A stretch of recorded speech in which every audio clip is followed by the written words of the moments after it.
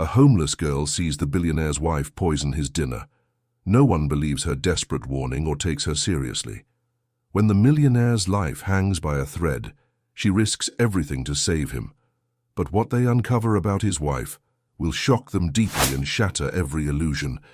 If you like stories about faith, courage, and fighting against all odds, hit like and subscribe for more. The concrete was cold against Lily's knees as she knelt on the sidewalk, her cardboard sign trembling in her small hands. Please help. Hungry. The words were faded, written with a broken crayon she'd found 3 days ago. Her stomach had stopped growling hours earlier. Now it just ached, a hollow pain that made her dizzy. People walked past like she was invisible, their designer shoes clicking against the pavement in perfect rhythm. She'd been sitting here since dawn, watching the city wake up around her while she remained forgotten.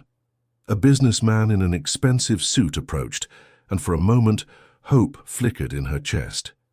Maybe today would be different. Maybe someone would finally see her. But what happened next destroyed her. "Get away from here, you little rat," the man snarled, kicking her sign into the gutter. "You're making this neighborhood look bad." His words cut deeper than the hunger. Lily scrambled to retrieve her sign, but he stepped on it, tearing it in half. Other pedestrians stopped to stare, but not one person defended her. They watched like she was entertainment, not a human being. The man straightened his tie and walked away, leaving her with nothing but shame burning in her cheeks. As evening fell, the hunger became unbearable, gnawing at her insides like a wild animal.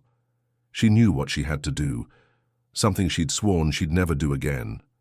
And that was the moment everything changed. Behind Romano's, the most expensive restaurant in the city, Lily dug through the dumpster with desperate hands. The smell of rotting food mixed with her tears as she searched for anything edible. Broken glass cut her fingers, but she kept digging. Rich people's leftovers were better than nothing. Through the kitchen's back window, she could see waiters preparing elegant dishes, their faces serious with concentration. The contrast between their world and hers felt like a knife in her chest. Then she heard footsteps, soft, deliberate, careful. Someone was approaching the kitchen's back entrance, moving like a shadow. Lily crouched lower, her heart pounding. She thought it was over, until she saw who it was. A woman in an elegant black dress slipped through the kitchen door, moving with the confidence of someone who belonged there. But something was wrong. Her movements were too careful, too practiced. Lily watched through the window as the woman, beautiful with perfectly styled blonde hair, approached a plated dish sitting on the prep counter. From her designer purse, she pulled out a small vial filled with dark liquid. The woman looked around once, then poured the contents onto the food with surgical precision. Lily's blood turned to ice. She recognized that face from the gossip magazines she sometimes found in the trash. Nora Smith, wife of billionaire Keith Smith. And she was poisoning someone's dinner. Lily pressed her face against the glass, watching in horror as Nora calmly returned the vial to her purse and smoothed her dress. A waiter appeared, completely unaware, and picked up the poisoned plate. Through the dining room doors, Lily could see a man in an expensive suit sitting at a corner table, Keith Smith himself. The waiter was walking toward him with measured steps. Lily's mind raced. She had to do something. She had to warn him. But who would believe a homeless girl? Who would listen to someone like her? She ran to the restaurant's front entrance, pushing past the doorman, screaming about poison and murder. But what happened next made her realize the truth. The security guards grabbed her before she could take 3 steps inside. "Please," she screamed, fighting against their grip. "He's going to be poisoned. His wife, she put something in his food." But her words only made them angrier. They threw her onto the sidewalk so hard her shoulder popped. Through the restaurant windows, she could see Keith Smith lifting his fork to his mouth. Time slowed to a crawl. She had one last chance. Lily slipped around to the side entrance, following a group of well-dressed guests. She crawled under a tablecloth, her heart hammering against her ribs. From her hiding spot, she watched Keith take the first bite. his face immediately contorted in pain.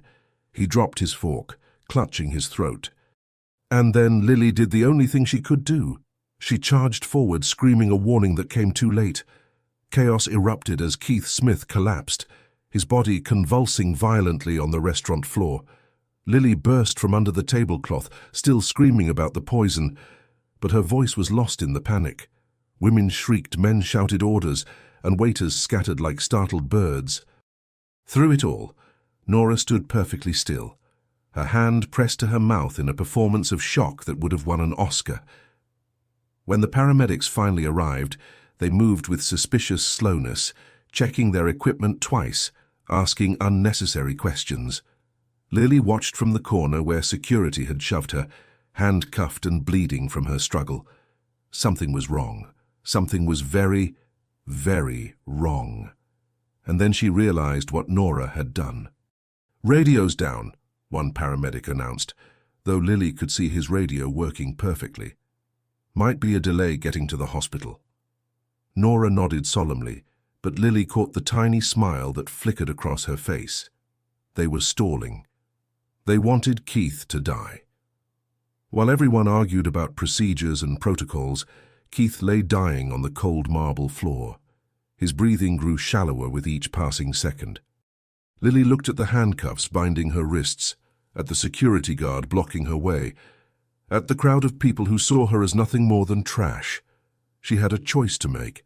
She could stay quiet, stay safe, let the system handle it, or she could do something that would probably get her killed. But what she did next shocked everyone. Lily's tiny wrists slipped through the handcuffs almost by accident. They hadn't even locked them properly. She'd been too small, too forgotten for them to notice. Before anyone could react, she was on her knees beside Keith, checking his pulse, trying to remember the first aid she'd learned at a shelter years ago. "Get away from him!" the security guard yelled, but Lily was already moving. Keith was huge compared to her, but she grabbed his sleeve and tugged with all her strength, trying to pull him toward the back exit. His feet barely moved. "Help him!" she screamed to the frozen crowd. "He's dying." "He needs fresh air," she gasped. "The poison, it's concentrated in here." People screamed at her to stop, called her crazy, said she was making it worse, but she kept dragging him, inch by inch, toward the alley. And that was when she discovered how alone she really was. In the alley, Lily looked around desperately, but no one had followed to help. The cool night air seemed to revive Keith slightly. His eyes fluttered open, focusing on her face. For a moment, recognition flickered there. He'd seen her before, the girl who'd tried to warn him. His lips moved, but no sound came out. Lily knew she had to get him to a hospital, but the nearest one was 12 blocks away. Keith weighed twice what she did, and she hadn't eaten in 2 days. Her legs were already shaking from the effort, but as she looked into his dying eyes, she made a promise that would change both their lives forever. "I won't let you die," she whispered. "Not when I know the truth." Dragging Keith through the city streets was like carrying a mountain. Every few yards she had to stop and rest, her lungs burning, her vision blurring from exhaustion. Drunk men laughed at her, calling her names. A stray dog snapped at her heels. A group of teenagers threw empty bottles, one shattering against the wall inches from Keith's head. "Help me!" she screamed at passing cars, but they just drove faster. Keith drifted in and out of consciousness, sometimes trying to help by moving his feet, sometimes dead weight in her arms. Blood from her cut hands left a trail on the pavement. Her shoulder, injured from the earlier throw, screamed with every step. But she kept going because something inside her had fundamentally changed. She was no longer just trying to survive. She was trying to save someone else. The hospital emergency entrance blazed with fluorescent light, but when Lily stumbled through the doors with Keith in her arms, the reaction wasn't what she expected. "Security!" a nurse screamed. "Someone's attacking Keith Smith!" Guards rushed toward them, batons raised, convinced that this dirty street girl was somehow harming the billionaire. Lily collapsed under Keith's weight, too exhausted to fight anymore. "Please," she gasped. "He's been poisoned. His wife." She put something in his food. But even as they pulled Keith away from her, even as they cuffed her again, she saw something that gave her hope. A doctor had recognized Keith's symptoms immediately, and he was already preparing the antidote that would save his life. The interrogation room was smaller than some closets Lily had slept in, with concrete walls that seemed to press closer with each passing hour. Detective Morrison sat across from her, looking more annoyed than angry. He clearly didn't want to be questioning a child. Lily hugged her bear and mumbled her story again, her voice barely louder than a whisper. Every detail about the vial, the kitchen, the careful way Nora had poured the poison. But she could see it in his eyes. He'd already made up his mind. And then the door opened and everything got worse. Nora Smith entered the room like a grieving angel, her makeup perfectly applied despite the trauma she'd endured. She wore a simple black dress that probably cost more than most people made in a year, and her tears fell at exactly the right moments. "Officer," she said, her voice breaking beautifully, "I know this girl. She's been stalking my husband for weeks. We've had to call security multiple times." Lily watched in amazement as Nora opened her designer purse and pulled out a photograph. Somehow, impossibly, it showed Lily outside Keith's office building. "She's part of a gang that targets wealthy men," Nora continued. "They use children to get sympathy." The detective nodded, completely convinced. But what Nora said next made Lily's blood turn to ice. "Here's her criminal record," Nora said, sliding a file across the table. Lily stared at the papers in shock. There was her mugshot from 3 years ago, when she'd been caught stealing bread from a convenience store. But somehow the single petty theft had been transformed into a pattern of crime. Multiple arrests, all fabricated, connections to organized crime that didn't exist. "She's done this before," Nora explained to the detective. "These street children work in groups. They create chaos, then rob the victims while everyone's distracted." The detective studied the fake documents with growing anger. Lily tried to speak, but her voice came out as a whisper. "That's not true," she said. "I was just hungry." But no one was listening anymore. "If Mr. Smith dies," Detective Morrison said, sighing and rubbing his temples, "someone's going to ask why a 7-year-old was even near that kitchen, and they're going to blame you. Do you understand what that means for someone with your record?" Lily felt the walls closing in. She was 16 years old, alone, and nobody believed her.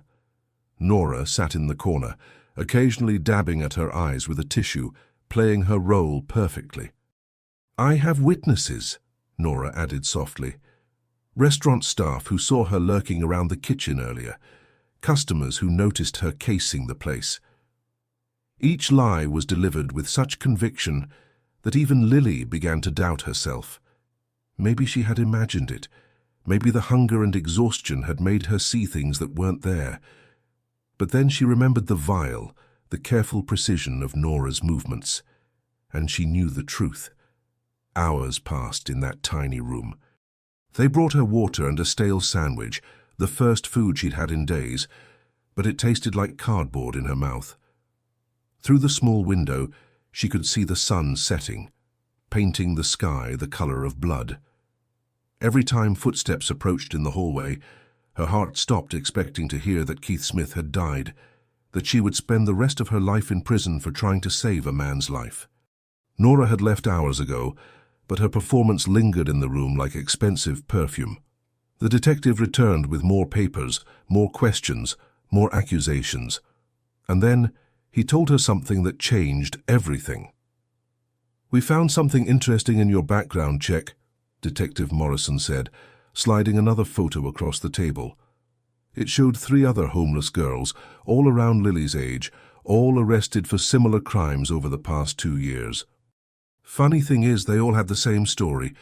All claimed they were trying to help someone. All had witnesses who said otherwise." Lily stared at the photos, her mind racing. These girls looked like her, desperate, hungry, forgotten, and they'd all been blamed for crimes they didn't commit. "What happened to them?" she whispered. The detective's smile was cold as winter. "They're all in prison, maximum security, and if Keith Smith dies tonight, you'll be joining them." But what he didn't know was that Keith Smith was already fighting his way back to consciousness, and he remembered everything. In the ICU, Keith Smith's heart monitor flatlined, sending nurses running into the room with crash carts and desperate energy. His body convulsed once, twice, then went completely still. "He's coding!" a doctor shouted, beginning chest compressions while others prepared the defibrillator. The poison had done its work efficiently, shutting down his organs one by one. In the hallway, Nora stood with her phone pressed to her ear, whispering urgently to someone on the other end. "Yes, it's happening now," she said. "Make sure the will is ready." She hung up and smoothed her dress, preparing for her performance as the devastated widow. But she hadn't counted one thing. Dr. Martinez had seen this type of poisoning before. "Wait!" Dr. Martinez called out, pushing past the other doctors. "I know what this is. Aconitine poisoning. We need the experimental antidote, now." The nurses looked at him like he was crazy. The antidote was untested, dangerous, could kill Keith faster than the poison. But Martinez had seen too many victims of this particular toxin, usually wealthy men whose wives stood to inherit everything. "Do it," he ordered, drawing the clear liquid into a syringe. "It's his only chance."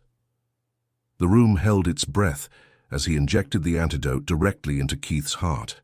For 30 seconds, nothing happened. Then the monitor beeped once, twice. A heartbeat, weak but steady. Keith Smith was alive, but his fight was far from over. That night, the ICU was quiet except for the soft beeping of machines and the whisper of Nora's heels against the polished floor. She'd waited until the shift change, when only one nurse was monitoring the desk. In her purse was another vial, smaller this time, filled with a substance that would finish what the first poison had started. Keith lay unconscious, breathing with the help of machines, completely vulnerable. Nora approached his bed with the practiced calm of someone who'd done this before. She leaned over his body, her lips close to his ear. "You always were too trusting," she whispered, pulling out the vial. "Maybe you need a little more help crossing over." But what she didn't realize was that someone was watching. Dr. Martinez had stayed late, troubled by something he couldn't name. Through the window of Keith's room, he saw Nora leaning over her husband's bed, but something about her posture seemed wrong, too intimate, too threatening. He pushed open the door just as she straightened up, slipping something back into her purse. "Mrs. Smith," he said quietly, "visiting hours ended 2 hours ago." Nora turned, her face instantly transforming into a mask of grief. "Oh, doctor, I couldn't leave him. He's all I have left in this world." But Martinez had seen the quick movement, the guilty flinch. "Perhaps you should go home and rest," he suggested, not taking his eyes off her. "Your husband needs quiet now." She left with reluctant steps, but Martinez knew she'd be back. Back in her cell, Lily sat on the narrow cot, staring at the ceiling and fighting despair. The concrete walls felt like they were closing in, and every sound in the corridor made her jump. She'd failed. Keith Smith was probably dead by now, and she would spend her life paying for a crime she didn't commit. The other girls in the photos haunted her thoughts. How many innocent people were rotting in prison because of Nora's lies? She closed her eyes and tried to remember her mother's face, the way she used to sing lullabies when Lily couldn't sleep. "I'm sorry, Mama," she whispered to the darkness. "I tried to do the right thing, but I wasn't strong enough." But what she didn't know was that miles away, Keith Smith was opening his eyes for the first time in 18 hours. Keith's vision was blurry at first, the world coming back in fragments of light and shadow.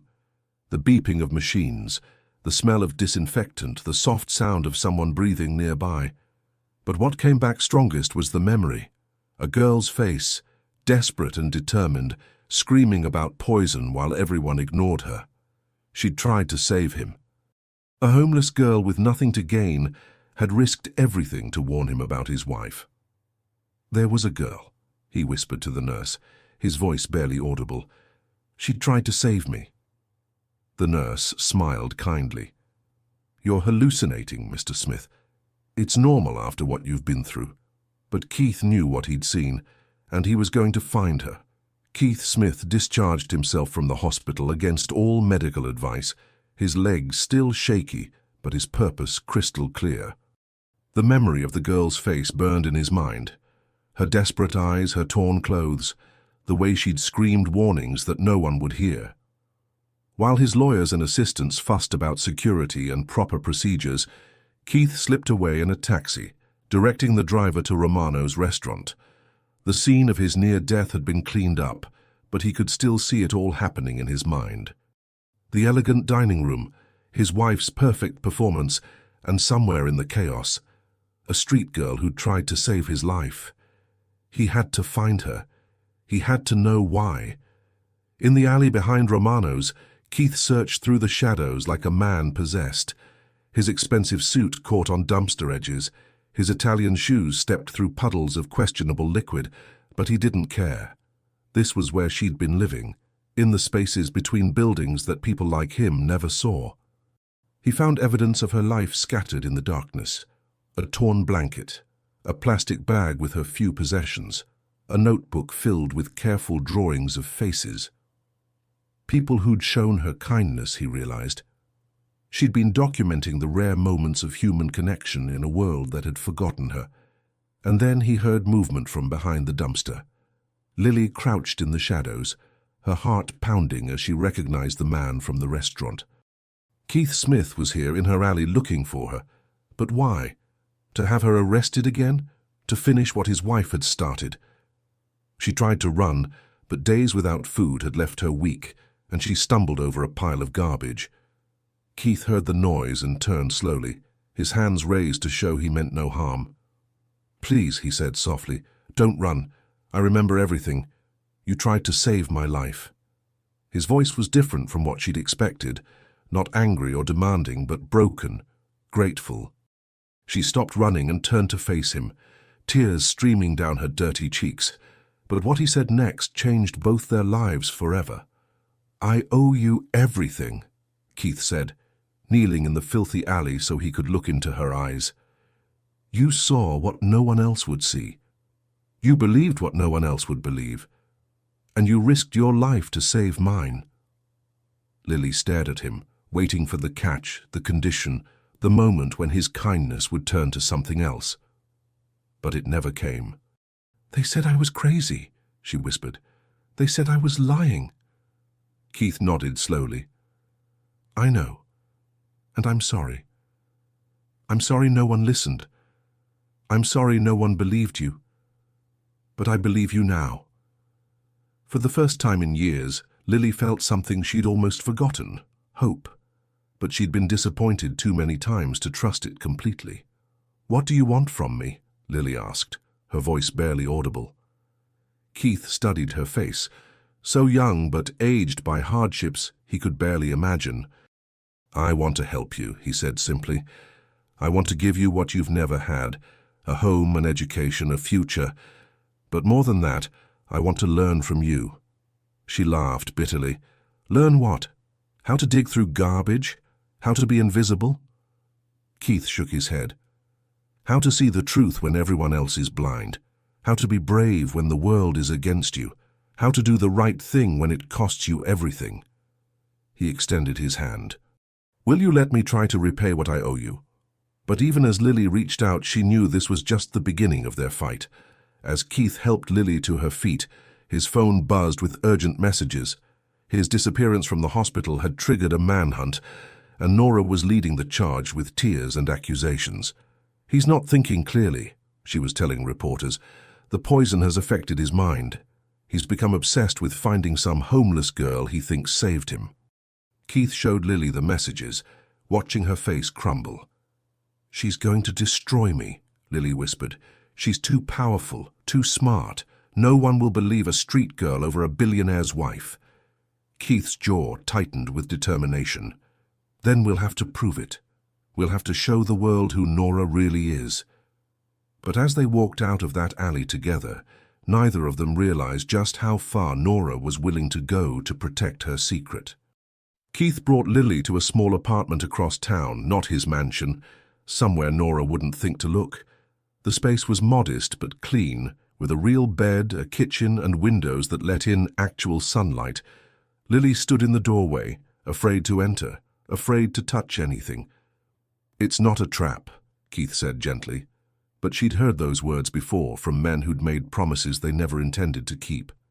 She sat on the edge of the couch like a wild animal ready to run, watching Keith move around the apartment, making coffee, acting normal. But nothing about this was normal. Billionaires didn't rescue homeless girls. There was always a price, and she was terrified to learn what his would be.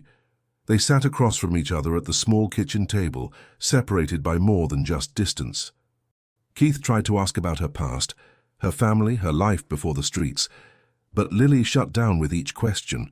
She'd learned that stories made you vulnerable, that tears made you weak. "I don't need your pity," she said finally, her voice sharp as broken glass. Keith set down his coffee cup carefully. "It's not pity," he replied. "It's understanding. You saved my life, but I think you've been saving yourself for a long time." His words hit too close to home, and Lily felt the walls she'd built starting to crack. But walls were all that had kept her alive. That night, Lily lay in the real bed with clean sheets, but sleep wouldn't come. Every sound made her jump, footsteps in the hallway, car doors slamming, the building settling. She was used to sleeping with one eye open, ready to run at the first sign of danger. Around midnight, there was a knock at the door, and Lily's heart stopped.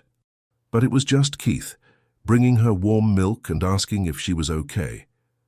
"I can't sleep either," he admitted.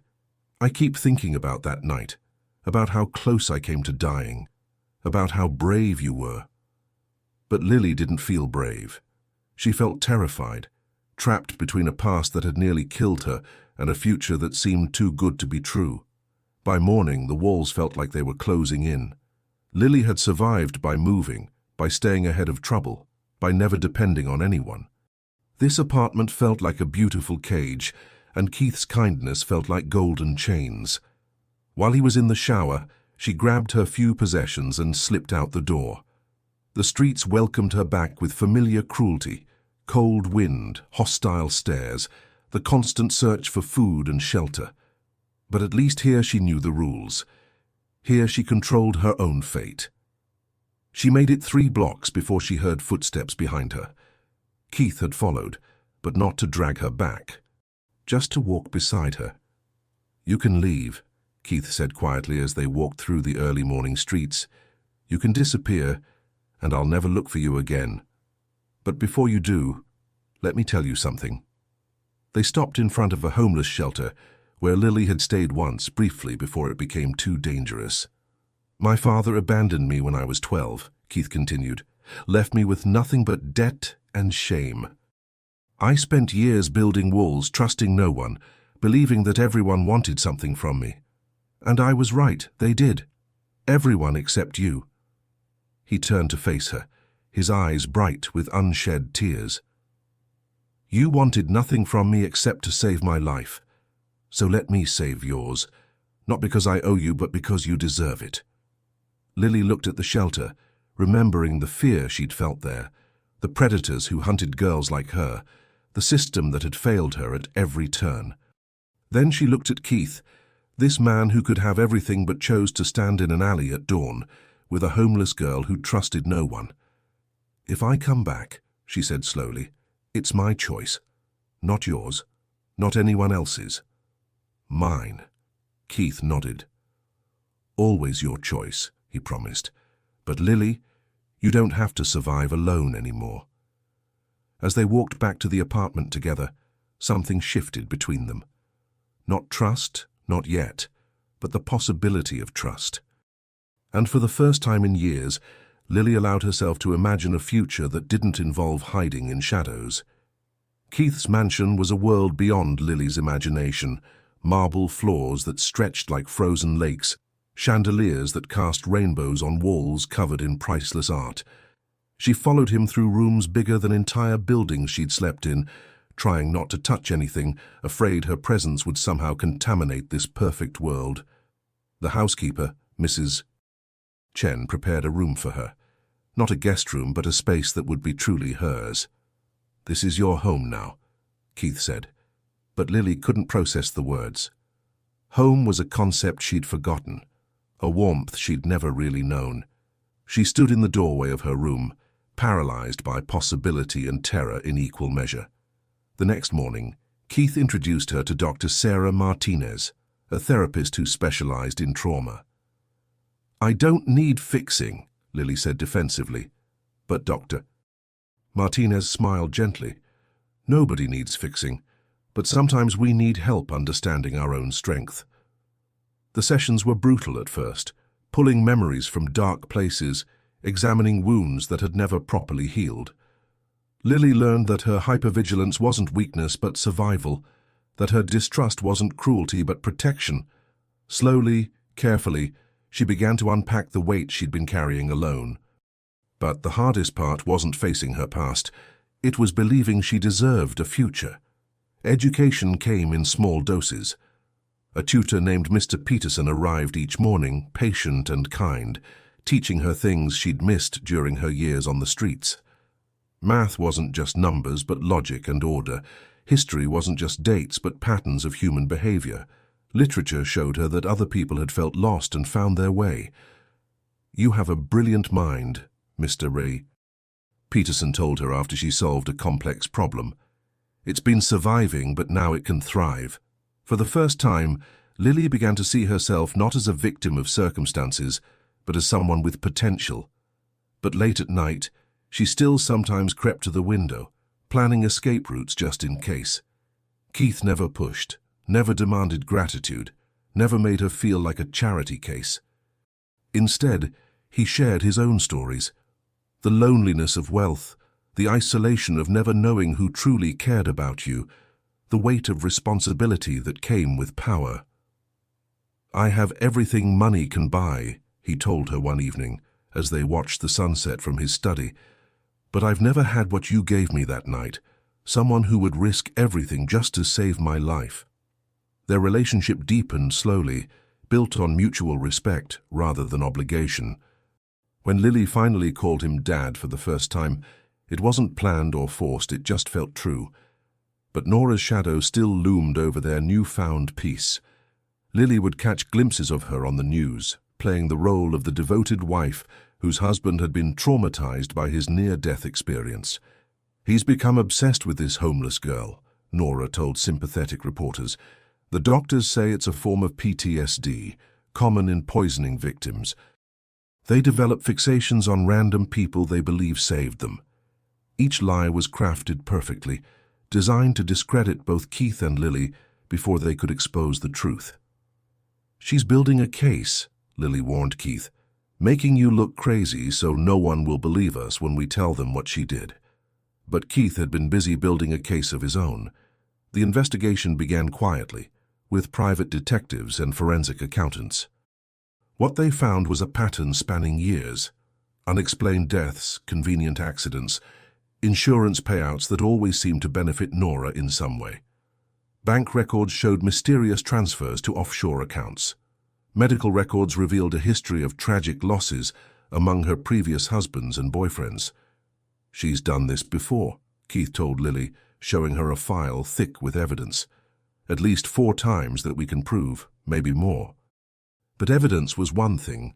Proving it in court against a woman who'd perfected the art of deception would be something else entirely. The real battle was just beginning. The arrest happened at dawn, cameras rolling as police led Nora Smith away in handcuffs. She performed brilliantly even then, tears at exactly the right moments, a bewildered expression that suggested this was all a terrible mistake. "This is insane," she cried to the reporters. "My husband is having a breakdown and he's taking an innocent girl down with him." The media ate it up, painting her as a victim of false accusations while Keith was portrayed as a wealthy man whose brush with death had left him mentally unstable. Public opinion was split, but that was exactly what Nora wanted. Doubt. In criminal cases, doubt was better than $1 million lawyer. The trial began on a cold Monday morning, the courthouse surrounded by protesters and media vans. Inside, Lily sat beside Keith in the gallery, her hands shaking despite months of preparation. She'd never been in a courtroom except as a defendant, never been the one trying to prove someone else's guilt instead of her own innocence.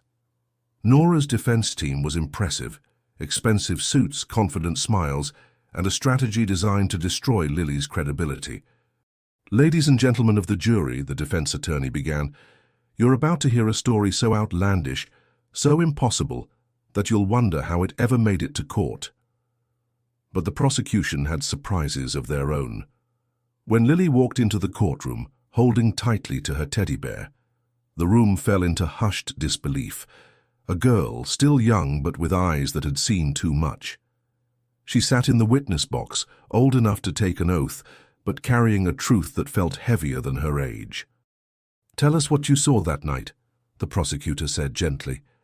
Lily's voice was steady as she described the alley, the restaurant, the woman in the elegant dress pouring poison onto a plate. The defense attorney attacked immediately, pointing out her criminal record, her history of hallucinations from hunger, her obvious bias in favor of Keith Smith. "Isn't it true," he sneered, "that you've been living in luxury for months because of this fantasy?" But Lily had learned something important in her time with Keith. The truth didn't need embellishment. The breakthrough came from an unexpected source. Marco, a busboy at Romano's, had been too afraid to speak before, undocumented, vulnerable, invisible like Lily had been. But seeing her courage gave him strength. "I saw the lady in the kitchen," he testified in broken English. "She don't belong there, but she act like she do. She pour something on the food, then leave quick." His testimony opened the floodgates. Other restaurant staff came forward, security guards admitted to being paid to look the other way, and a pattern of corruption emerged. Nora's perfect plan had required too many people to stay silent, and silence was more fragile than she'd realized. The forensic evidence was damning. Traces of aconitine in Keith's blood, the same rare poison found in 2 of Nora's previous husband's systems. Financial records showed she'd purchased life insurance policies on all her victims, always with obscure companies, always with maximum payouts. Bank surveillance footage revealed her purchasing the poison from a black market dealer, her face clearly visible despite her attempts at disguise. "The defendant," the prosecutor announced, "is not a grieving wife but a calculating serial killer who has perfected the art of murder for profit." The jury listened in stunned silence as the full scope of Nora's crimes unfolded before them. As the evidence mounted, Nora's composure finally cracked. Gone was the elegant socialite, replaced by something cold and reptilian. When she took the stand in her own defense, her mask slipped completely. "You don't understand," she snarled at the prosecutor. "Men like Keith, they have everything handed to them. They don't deserve their wealth. I do. I worked for it. I earned it with every fake smile, every performance, every night I had to pretend to love them." The courtroom gasped as she revealed her true nature, the calculated predator who had hidden behind beauty and tears for years. Her confession was devastating, but it was her final words that sealed her fate. That little street rat should have minded her own business and let nature take its course. The jury deliberated for less than 2 hours. 5 years later, Lily stood at the ribbon-cutting ceremony of the Smith Foundation's newest shelter, tall and composed, her voice steady as she addressed the crowd of reporters, donors, and survivors who had become family. The girl who once begged for scraps had become a young woman of fierce conviction, speaking about justice, compassion, and the transformative power of being believed. Behind her, Keith watched with the pride of a father whose daughter had not just survived, but flourished. "Every person deserves to be seen," Lily said into the microphone, her voice carrying across the gathered crowd. "Every voice deserves to be heard. Every life has value, even when the world says otherwise." Her words carried the weight of lived experience, the authenticity that no amount of money could buy. The Smith Foundation had grown into something extraordinary, not just shelters but schools, job training programs, legal aid clinics, and counseling centers. Keith had poured his fortune into creating a safety net for people like Lily, but she had provided something more valuable than money: understanding. She knew which programs would work because she'd lived the problems they were trying to solve. Former street kids now ran kitchens, ex-addicts counseled new arrivals, and survivors of trafficking became advocates for policy change. "We don't save people," Lily often told new volunteers. "We give them the tools to save themselves." The foundation had helped thousands, but each success story felt personal to her. In the audience that day was Detective Morrison, the man who had once been so certain of Lily's guilt. He'd come to apologize, though she'd forgiven him years ago. "I let my prejudices blind me to the truth," he said after her speech. "You were a hero, and I treated you like a criminal." Lily smiled, remembering the scared girl in that interrogation room. "You saw what society taught you to see," she replied. "Now you know better, and you can do better." Morrison had become one of the Foundation's strongest supporters, training police officers to recognize trafficking victims and domestic abuse survivors, rather than dismissing them as criminals. Change was slow, but it was happening. That evening, Lily and Keith sat in the garden of their home, watching the sunset paint the sky in shades of gold and rose. The mansion had been transformed into something warmer, more welcoming, a place where board meetings happened alongside homework help, where former CEOs worked alongside former addicts, all united by the understanding that everyone deserved a second chance. "Do you ever think about that night?" Keith asked, as he often did. Lily nodded, touching the small scar on her palm from when she'd cut her hand digging through the dumpster. "Every day," she said, "but not with sadness anymore. That night showed me who I really was, not a victim, but someone willing to fight for what's right." Nora Smith had died in prison 2 years earlier, her appeals exhausted, her fortune seized to compensate her victims' families. She'd tried to the end to manipulate the system, claiming mental illness, playing for sympathy, attempting to broker deals, but her own recorded confessions had sealed her fate. Her death had barely made the news, a small footnote about a serial killer who'd finally faced justice. "I don't celebrate her death," Lily had told a reporter who'd asked for comment. "I mourn the lives she took and the person she could have been if she'd chosen differently. But I'm grateful that no one else will suffer because of her." The Foundation had dedicated a memorial garden to Nora's victims, their names carved in stone as a reminder that every life had mattered. As stars began to appear in the darkening sky, Lily felt the peace that came from a life lived with purpose. She'd learned that survival wasn't just about staying alive, it was about maintaining your humanity in circumstances designed to strip it away. She'd learned that heroism wasn't about grand gestures, but about small acts of courage repeated daily. Most importantly, she'd learned that being believed, truly believed, could transform not just your circumstances, but your soul.